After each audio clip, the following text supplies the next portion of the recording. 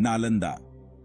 ये नाम सुनते ही दिल में एक अजीब सी खुशी और गुजरे जमाने की यादें ताजा हो जाती हैं। सदियों तक बिहार के बीचों बीच बसा ये विशाल विश्वविद्यालय एशिया के कोने कोने से विद्वानों और यात्रियों को अपनी ओर खींचता रहा।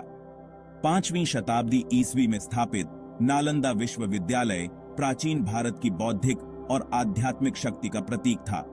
इसके पवित्र हॉल में विशाल पुस्तकालय, ऊंचे ऊंचे स्तूप और बहस के जीवंत केंद्र थे जो सभी ज्ञान और आत्मज्ञान की खोज के लिए समर्पित थे। चीन, कोरिया, तिब्बत और दक्षिण पूर्व एशिया के छात्र तरह तरह के विषयों का अध्ययन करने के लिए नालंदा आते थे।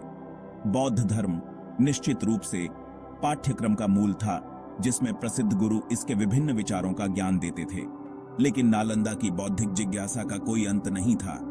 यहाँ के पाठ्यक्रम में खगोल विज्ञान और गणित से लेकर चिकित्सा, तर्क और राजनीति शास्त्र तक कई विषय शामिल थे। यात्रा करने वाले भिक्षुओं और विद्वानों के वृत्तांतों से विश्वविद्यालय की प्रसिद्धि दूर दूर तक फैल गई।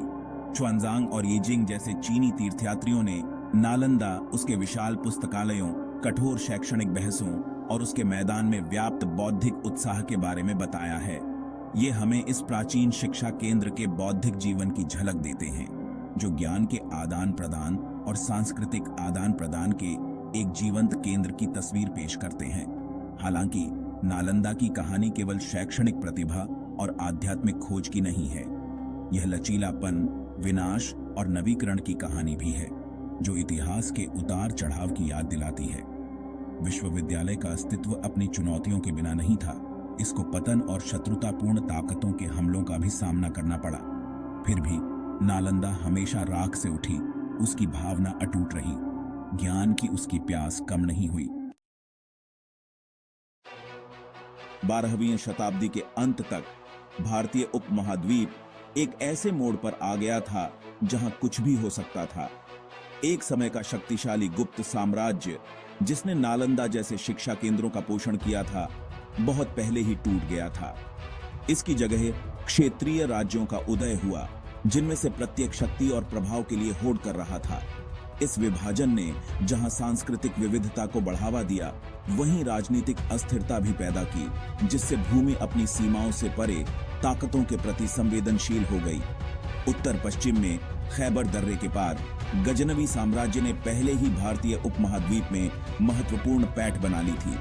उनके हमले, जो अक्सर धनी मंदिरों और शहरों को निशाना बनाते थे, इस क्षेत्र में बड़े पैमाने पर इस्लामी विस्तार की पहली लहर लेकर आए। इसने भारतीय इतिहास में एक महत्वपूर्ण मोड़ ला दिया, क्योंकि उपमहाद्वीप, जो लंबे समय से अपनी आंतरिक गतिशीलता का आदी था, को पश्चिम से एक नई और शक्तिशाली ताकत का सामना करना पड़ा। गजनवी आक्रमण, जबकि विघटनकारी थे, अपेक्षाकृत अल्पकालिक अभियान थे जो स्थायी विजय के बजाय लूट पर केंद्रित थे। यह इस क्षेत्र में एक नई शक्ति के उदय के साथ बदलने वाला था।